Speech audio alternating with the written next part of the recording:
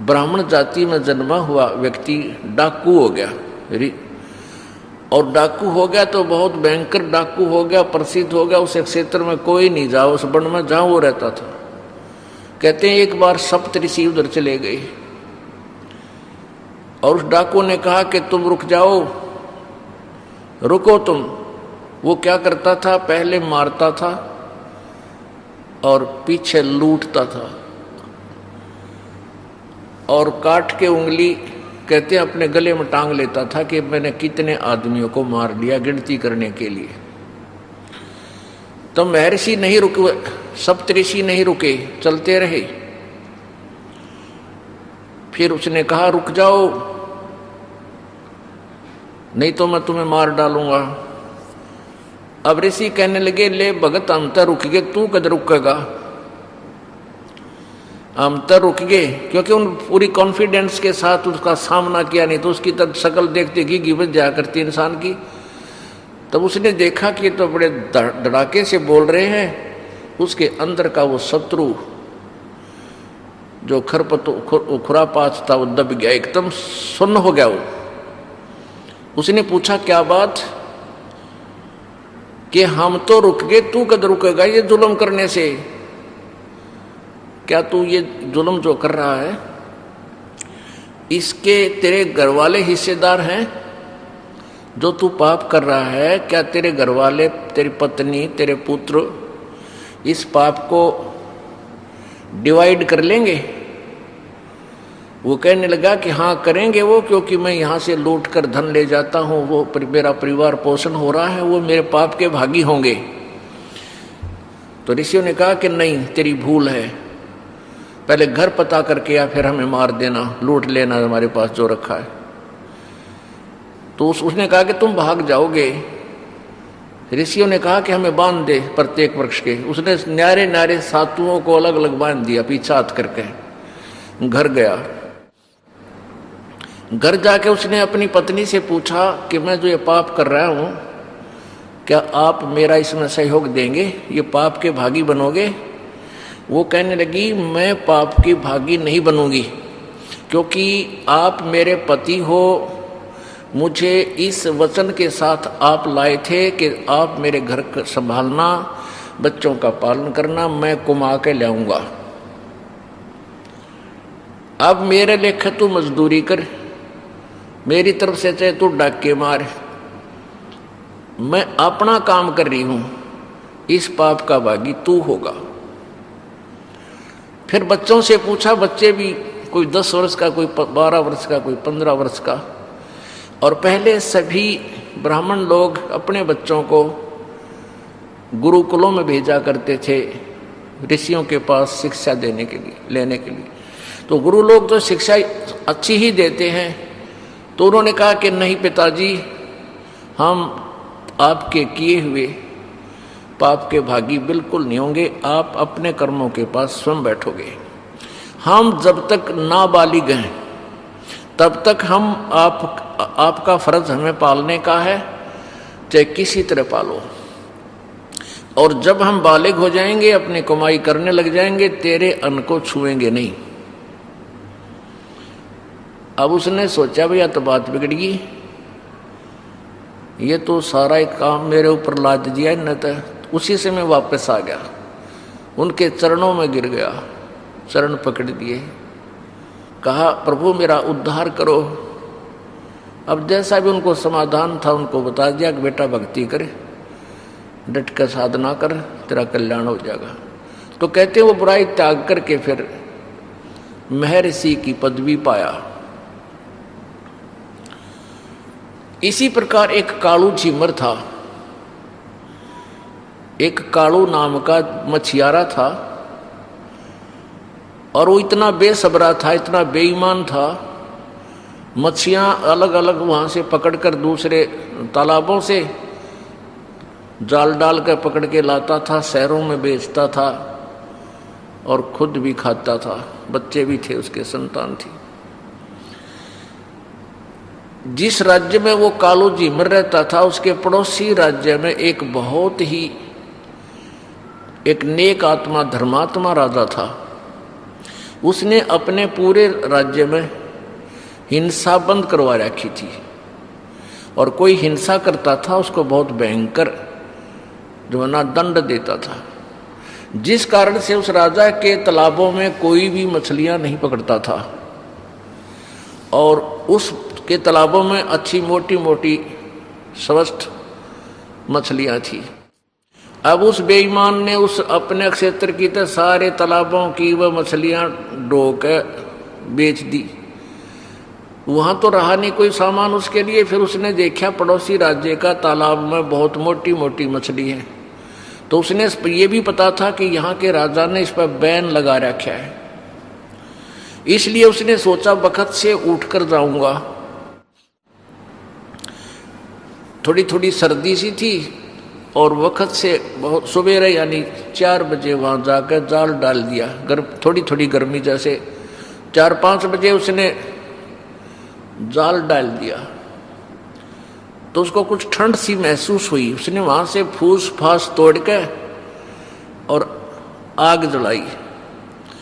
आग जला के और शरीर को सेका, तापा, और उसने कैसी वेशभूषा थी उसकी, एक दाढ़ी बड़ी हुई, सिर पर ओले बोले बाल पड़े, बड़े बड़े बड़ी बड़ी दाढ़ी, शरीर पर एक लंगोट बांध रहा था पानी में प्रवेश करने के लिए।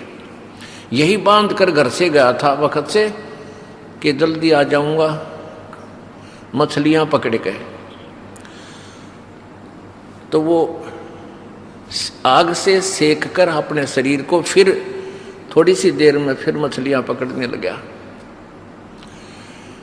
इतनी देर में क्या हुआ कि कुछ रोशनी सी हो गई, सूर्य उदय होने वाला ही था।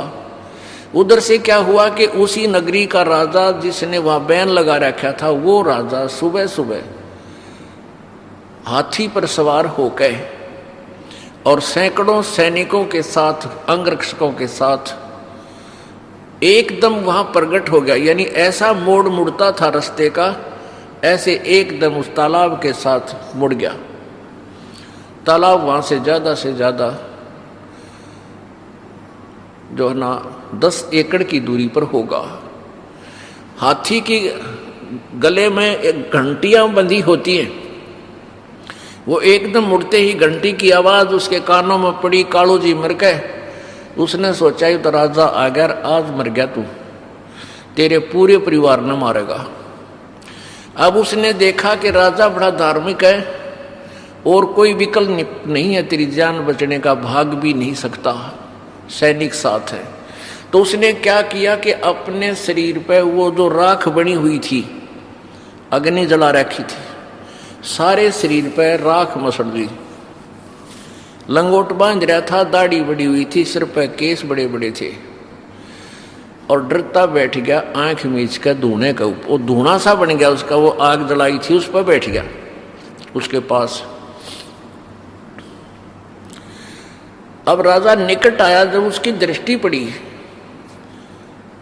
कि भी तालाब के आसपास साधु संत ही बैठा करते हैं, और जो उस कालू ने वो मछलियां पकड़ रखी थी, वो जालबीर मछली भी तालाब में फेंक दिए। तो राजा ने सोचा, हे भगवान, आज तो बड़ा सुबह सुबह साधु के दर्शन हुए, आज बड़ा शुभ दिन निकला मेरा। कबीर परमात्मा भी कहते हैं, पुण्यात्माओं को संत के दर्शन परमात्मा के तुल्य होते हैं। साधु दर्शन राम का मुख पर बसे सुहाग, और दर्श उन्हीं को होत है जिनके पूर्ण भाग। कबीरा दर्शन संत के वही परमात्मा आवे याद, और लेखे में वाए घड़ी बाकी के दिन बर्बाद। अब राजा की खुशी का ठिकाना नहीं रहा, और सुबह सुबह तो और ज्यादा निर्मल आत्मा होती है। उसने जब देखा, वो थोड़ी सी आंखें खोल बंद कर लेके राजा आगे टप गया, यहीं आवे है। राजा ने उसके सामने जाके हाथी रुकवा लिया, और हाथी के एक पौड़ी लगवा दी। वो नीचे उतरने के लिए व्यवस्था होती है, पौड़ी लगवा दी। अगर आज संत के दर्शन करूंगा, चरण छूऊंगा, कुछ दान दक्षिणा दूंगा। अब उसने कालू जी मन ने सोचा, आज मर गया भाई तू, ये तो आ गया तेरे पास। उसने सोचा ये और कोई तरीका नहीं है, आंख नहीं खोलनी चाहिए, कुछ भी कहे जा, बस तगड़ी आंख बंद कर ली और एकाग्र, डरते का एकाग्र चित्त हो गया। कुछ पिछले पुण्य होते हैं जो परमात्मा ऐसी सर्कमस्टांस बनाता है, पिछले ही पुण्य से होते हैं पूर्ण हंस मुराद, पिछले ही पुण्यों से ऐसे कुछ माहौल बनता है जो जीवन में परिवर्तन आता है। वो पिछले जन्म का बहुत अच्छा पुण्य आत्मा था, लेकिन काल इस जन्म में ऐसी जगह फिट कर रहा था, उसने उसके निरेक कर्म फुड़वावा था, पुण्यों को बर्बाद करवावा था और पाप इकट्ठे करवा रहा था। तो पिछले पुण्य के आधार पर उसका एकदम एकाग्रचित हो गया, डरते का। अब राजा ने आवाज लगाई, महाराज नमो नारायण, महाराज नमो नारायण।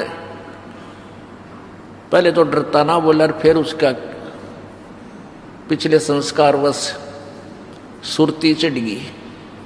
अब राजा ने सोचा भी साधु संतान के साथ घड़ा नहीं बोलना चाहिए, या अपने डिस्टर्बेंस ना हो जाए इनको।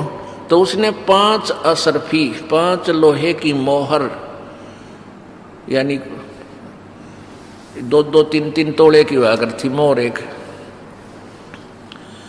तो ऐसे वो सोने की मोहर दान दक्षिणा रूप में उस दोने का ऊपर रख दी। चरण छू के मत्था टेक के राजा चला गया। अब उसकी वो समाधिस्थ हो गया। अब उसकी पत्नी को पता था कि आज मेरा पति बहुत खतरे की जगह गया हुआ है और लेट हो गया, क्यों नहीं आया। वह बाट इंतजार करके घर से चली, तालाब, जिस तालाब पर उसने बताया था वहीं पहुंची। वहां जाकर उसने देखा कि यूं तो बाबा जी बन गया, समाधि लाए बैठा है, और इसने नो भी डर को ना कोई, या तू कैसे बैठा है, कोई आ गया तो तुझे पकड़ देगा। उसने पकड़ कर उसका पाछे जाकर उसका कमर में दोनों हाथ मारे ना। वो कहने लगी तू मर रहेगा के, खड़ा हो ले, चल अपने घर में। और सारा दिन खो दिया तेने, ऐसे है राजा आ गया था, कोई आ गया सैनिक तो तुझे पकड़ लेगा। वो डर गया एकदम। और उन्होंने कहा मत आज आया था महाराज, आज के बाद कदे नहीं आऊं, दोनों कान पकड़ूं। तो वह नो कह तू क्या कह रहा है, खड़ा हो। जो उसने देखा उसकी पत्नी है। वो कहने लगा वो राजा कहाँ गया, सैनिक कहाँ गए। वह समझे नहीं है कि बात क्या घटना घट रही इसके साथ। फिर उसने देखा नीचे 5 असरफी सोने की दोने पर रखी। फिर उसका दिमाग की सुई घूम गई, राजा ने तो मुझे साधु मान लिया और मेरे आगे माथा टेक्या और 5 असरफी सोने की दर गया।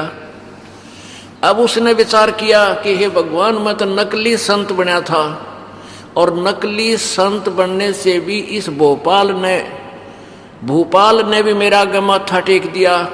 जब मैं असली संत बन जाऊं तो ना जाने क्या होगा। दृढ़ निश्चय कर लिया, प्रतिज्ञा कर ली कि आज के बाद में, वह प्रतिज्ञा तो पहले कर चुका था, हे भगवान आज जान बचा दे, जिंदगी में कदे मछली नहीं पकड़ू, आज मेरी जान बचा दे, मजदूरी करके खाऊंगा। वह तो प्रतिज्ञा वह करवा ली थी भगवान ने पहले उसने। और फिर उसके अंदर ये और प्रेरणा होगी कि मैं तो नकली संत बना था और भय मान्या भोपाल। तो उसने सोचा कि भी अगर ये सच्ची साधना करूंगा तो पता नहीं क्या होगा, भगवान क्या क्या कर देगा हमारे लिए। और 5 असरफी इधर गया। 5 असरफी तो 10 साल का गुजारा था उनका।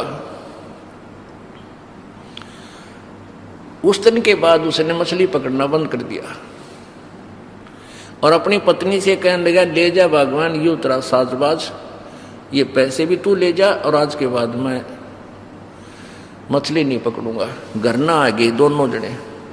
अब उसकी पत्नी कहे कि काम करे बिना नहीं गुजारा हुआ करता, और बालकानी बात मत कर, जा मछली पकड़ के ला। वो जाल दे दे, उसने रोटी बांध के साथ रख दे, वो जावे जंगल में बैठ जा, रोटी खा के शाम ने खाली जाल लेके घर आ जा। वह रोज लड़े और वो रोता फिरे वहां इधर उधर, हे परमात्मा, हे भगवान मुझे दर्शन दे, हे परमात्मा किसी तरह दया करो। तो वो तड़फ कर रहा था, साधना करे, जिसा उसने ओला बोला ज्ञान था, भक्ति करे, अपना मंत्र जो भी नाम था वो बांट है। परमात्मा बड़े दयालु हैं, कहते 100 साल सीधर मैं करूं अपने जन के काज। तो पूर्ण परमात्मा आगे वहाँ एक साधु रूप बना के और कहने लगे, बेटा क्या कर रहा है तू? उसने सारी कहानी बता दी, महाराज जी मेरी गल ऐसे ऐसे बनी और मैं भगवान प्राप्ति करूंगा, मैं भक्ति करना चाहता हूँ। तो परमेश्वर ने कहा, बेटा गुरु के बिना संत गुरु होना चाहिए आपका, वैसे साधना करने से कोई लाभ नहीं होता। तो उसने कालू झिमर ने कहा, भगवान अब गुरु कौन है, कहाँ जाऊं, किसको गुरु बनाऊं? तो परमात्मा ने कहा, भी मैं तेरे को उपदेश दे दूंगा, तू भक्ति कर लेना, अगर दया कर दो प्रभु। तो परमात्मा ने उनको वो मंत्र दिया, वो साधना करने लग गया। कुछ ही दिनों में वो तो कुछ पहले पुण्य होते हैं, बहुत ही अच्छा भक्त और सेवक बन गया। तब परमात्मा ने कहा, बेटा अब कोई भी जिज्ञासु तेरे पास आवे, उसकी सारी बुराई छुटवा कर तो उपदेश दे दिया करिए। अब इस तरह उस कालू झिमर को गुरुपद प्राप्त हुआ था। और ये दंत कथा सुनाने वाले कहते हैं कि नारद ने झिमर गुरु कीन्या और कहाँ ज्ञान में हो गया हीना। नारद ने उस झिमर यानी मछियारे को, शिकारी को गुरु बना लिया था।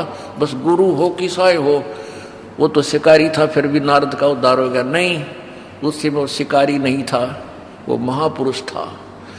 तो पुण्यात्माओं, ये लोक वेद हम सुन रहे थे, इस तत्व ज्ञान ना होने से हम ऐसे ही अटकलों पर अड़े रहे। परमात्मा क्या बताना चाहते हैं कि पूरे गुरु तो बात बढ़ेगी, जिसको अधिकार हो नाम देने का, नहीं तो किसी भी सत्र का, चाहे आप ब्रह्मा की साधना करते हो, चाहे विष्णु की, चाहे शिव जी की, चाहे ब्रह्म की, आपको उसके सत्र का भी गुरु चाहिए। और उनसे क्या लाभ है वो आपको पता ही लग जाएगा। फिर आप पूर्ण संत परम अक्षर ब्रह्म की साधना ही करोगे तो उसका भी पूर्ण ही संत चाहिए, पूरा ही मार्गदर्शक चाहिए, तब लाभ होगा। गुरु बिन माला फेरते, गुरु बिन देते दाने, गुरु बिन दोनों निष्फल हैं, चाहे पूछो वेद पुराण।